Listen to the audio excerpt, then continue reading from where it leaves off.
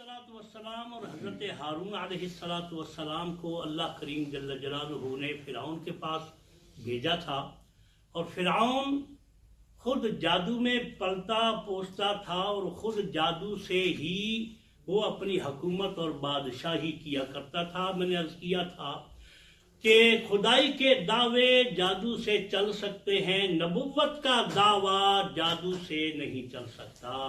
اللہ کریم جل جلالہ نے نبوت کی اس شان کو، اس عظمت کو اتنا پاک اور محفوظ بنایا ہے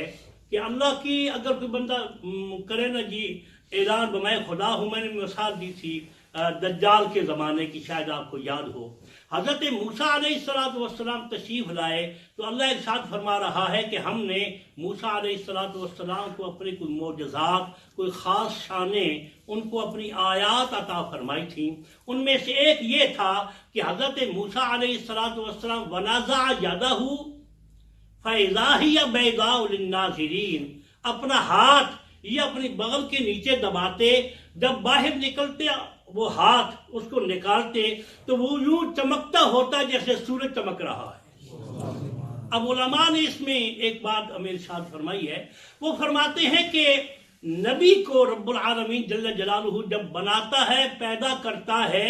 تو اس کو اسی حیثیت سے پیدا کرتا ہے، وہ پیدائش کے لحاظ سے ہی عام لوگوں سے ٹوٹلی ڈیفرنٹ ہوتا ہے۔ یہ جو ہے نا جنہیں جی وہ بھی ہماری مثل ہیں، ہم بھی ان کی مثل ہیں، علماء فرماتے ہیں یہ غلط ہے۔ حضرت موسیٰ علیہ السلام ان کے ہاتھ بھی، ان کے پاؤں، ان کی آنکھیں سب کچھ سیم ہی تھا، لیکن رب العالمین جل جلالہ نے ان کو یہ شان عطا فرمائی کہ جب وہ اپنے ہاتھ کو یوں یہاں رکھتے ہیں پھر یہاں سے نکالتے ہیں تو وہ بالکل چمکتا ہوا نظر آتا ہے، اس میں سے لائٹ اور روشنی نکلتی ہے۔ علماء فرماتے ہیں کہ دراصل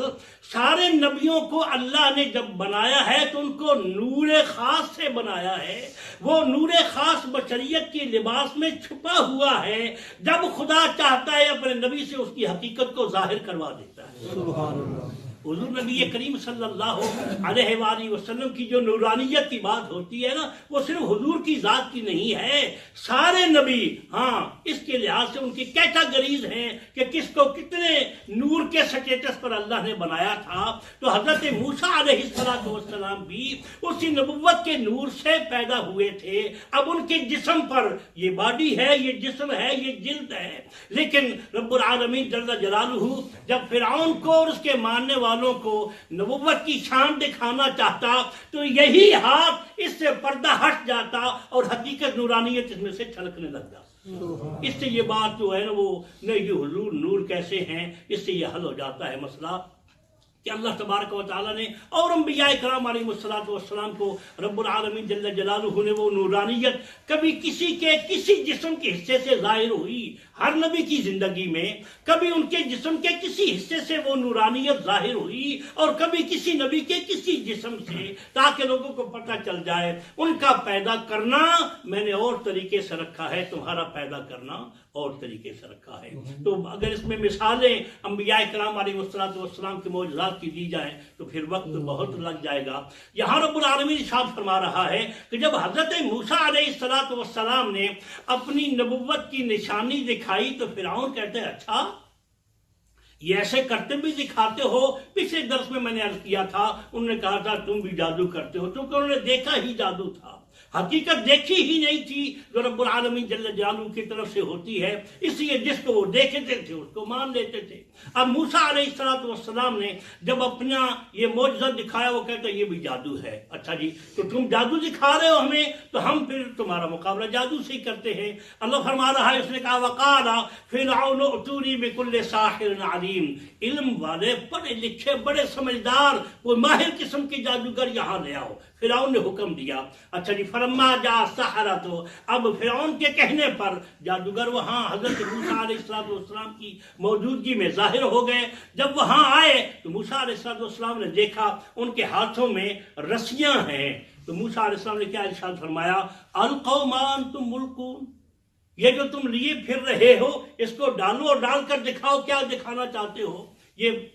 ہم نے 9ویں سپارے میں یہ درس پڑھا تھا کہ رب العالمین جل جلالہ ارشاد فرما رہے ہیں کہ جو ہی انہوں نے رسیاں زمین پر ڈالیں تو وہ ساری رسیاں سانپ بن گئیں۔ اب لوگ جو اس مجمع میں بیٹھے ہوئے تھے وہ جانتے تھے کہ یہ جادوگر ہے اور فرعون نے جادوگروں کو بلایا ہے، لیکن اس کے باوجود وہ ڈر گئے کیونکہ ساری رسیاں جو ہے وہ سانپ بنی ہوئی تھیں۔ اب جس کا منہ کسی کی طرف تھا لیکن وہ ساری گھوم کر حضرت موسیٰ کلیم اللہ علیہ السلام کی طرف رخ کر گئے، یعنی جو سانپ تھے نا، جو رسیوں نے ڈالی تھیں وہ موسیٰ علیہ السلام کی طرف یوں اس طرح دوڑیں۔ اب موسیٰ علیہ السلام نے اللہ کی بارگاہ میں توجہ کی تو رب العالمین نے کیا ارشاد فرمایا، موسیٰ گھبرانے کی کوئی بات نہیں، تمہارے ہاتھ میں یہ جو ڈنڈا ہے نا، یہ جو عصا ہے، تو اس کو زمین پر ڈال۔ حضرت موسیٰ علیہ السلام نے وہ عصا زمین پر ڈالا تو وہ بھی سانپ بن گیا۔ اللہ فرماتے ہیں وہاں نارمل سانپ نہ تھا، فَإِذَا هِيَ ثُعْبَانٌ مُبِينٌ، بہت بڑا اژدہا بن گیا وہ۔ تو جب اژدہا بنا تو اس نے اب سارے سانپوں کو نگلنا شروع کیا،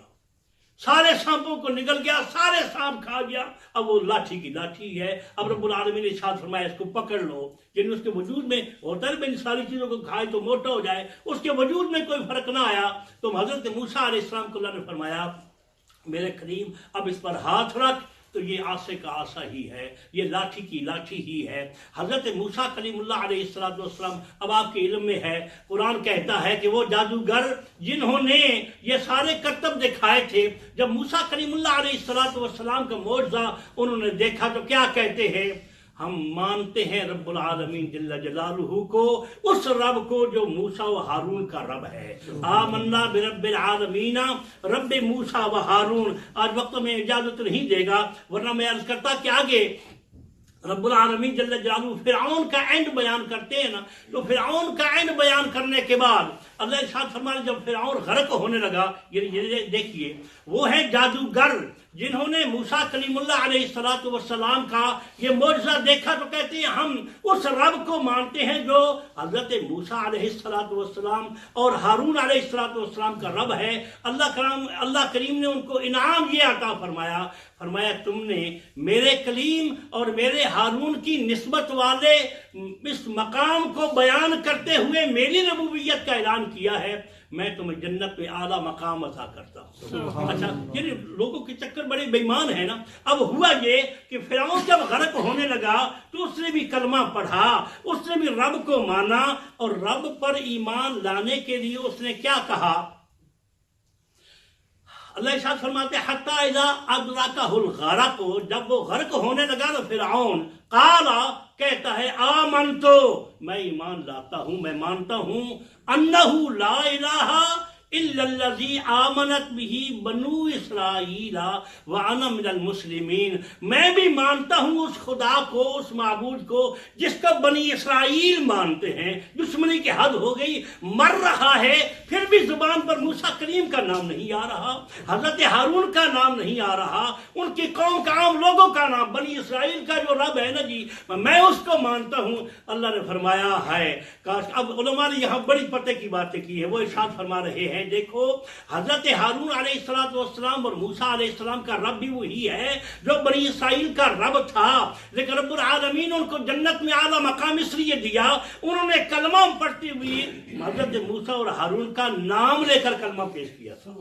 رب موسیٰ و ہارون، اور اس نے کہا تو وہی، یعنی موسیٰ علیہ السلام کا جو رب تھا، ہارون علیہ السلام کا جو رب تھا، وہی بنی اسرائیل کا بھی رب تھا نا، لیکن اللہ نے ان کی زبان سے اپنے پیاروں کے نام سنے تو ان کو قبول کر دیا، اور یہ مرتا ہوا۔ اب یہاں بڑی عجیب بات ہے، رب العالمین جل جلالہ ارشاد فرماتے ہیں کہ اس وقت جبریل علیہ السلام نے اس کو کہا اچھا آلان وقد عصیت قبل وکنت من المفسدین، اب تو مومن بننے لگا ہے جب مرنے لگا ہے، اب تو مرنے لگا ہے جب تو اس وقت کلمے پڑھنے لگا ہے، حتی یادرک الغرق، یعنی موت آ گئی۔ اب یہاں علماء فرماتے ہیں کہ یہ جملہ جبریل علیہ السلام نے اس وقت کہا جب فرعون غرق ہو چکا، مر چکا، اس کے مرنے کے بعد، آلان وقد عصیت قبل کیونکہ حتی اذا ادرکہ الغرق ہو، جب وہ غرق ہونے لگا تھا اس وقت اس نے کلمہ پڑھا تھا، اب غرق ہو گیا، اس کے بعد جبریل بول رہے ہیں اچھا اب تجھے یاد آیا مسلمان ہونا؟ تو یہاں علماء نے ایک نئی بات کہی، وہ فرماتے ہیں اگر مرنے کے بعد کسی مرنے والے کو بلانا ناجائز ہوتا تو جبریل کبھی نہ بلاتے۔ کس کو بلا رہے ہیں؟ فرعون کو۔ آلان وقد عصیتا قبل وکنتا تو رب العالمین جل جلالہ نے ہمیں یہ قانون دیا۔ اب یہ جو لوگوں نے نئی تھیوری نکالی ہے، نہیں جی بندہ جب مر جائے تو اس کو نہیں بلانا چاہیے، وہ جھوٹے ہیں۔ خداوند قدوس جل جلالہ نے قرآن میں ہمیں بتایا ہے، جبریل کی بھی سنت ہے۔ اور پچھلی آپ کو درس میں اگر یاد ہوگا کہ حضرت صالح علیہ السلام کا میں نے ذکر کیا تھا کہ انہوں نے قوم کے غرق ہونے کے بعد ان کو کہا ساری زندگی میں تمہیں بتاتا رہا، تم نے میری بات نہیں مانی، اب چکھ لیا ہے نا مزہ تم نے۔ لہٰذا یہ تھیوری ٹوٹلی غلط ہے کہ مرنے والوں کو مرنے کے بعد نہیں بلانا چاہیے۔ اصل تکلیف یہ ہوتی ہے ہم علی کو بلاتے ہیں، مصطفیٰ کریم کو بلاتے ہیں، یہ بات لوگوں کو چونکہ اصل تکلیف یہ ہے، ورنہ ہم کسی کو بلائیں گے تو کوئی مسئلہ نہیں ہوتا۔ حضور نبی کریم صلی اللہ علیہ وآلہ وسلم کی نسبتیں پھر کیسے کام نہ آئیں گی، جو میں نے پہلے عرض کیا ہے آپ کو نماز مغرب سے پہلے کہ حضور کی نسبت فَإِنَّمَا يَسَّرْنَاهُ بِلِسَانِكَ، اللہ کو اپنے محبوبوں کی نسبتیں بڑی پسند ہیں۔ اگلی آیات کریمات میں حضرت یونس علیہ السلام کا واقعہ آ رہا ہے کہ حضرت یونس علیہ السلام نے وہاں تک میں پہنچنے سے جہاں بات چلاتے ہیں، جی دیکھیے ٹائم اگر اجازت دے، فَلَمَّا أَلْقَوْا قَالَ مُوسَىٰ مَا جِئْتُم بِهِ سِحْرٌ إِنَّ اللَّهَ سَيُبْطِلُهُ إِنَّ اللَّهَ لَا يُصْلِحُ عَمَلَ الْمُفْسِدِينَ۔ حضرت موسیٰ علیہ السلام نے جب ان کو کہا تو انہوں نے وہ ڈال دی اپنی رسیاں زمین پر، اور موسیٰ علیہ السلام نے فرمایا ٹھیک ہے دکھاؤ جو کچھ کرتب دکھانا چاہتے ہو۔ اب آگے فرماتے ان اللہ سیبطلہ، اللہ تمہارا یہ جادو یہ عمل باطل کر کے رکھ دے گا، کوئی شے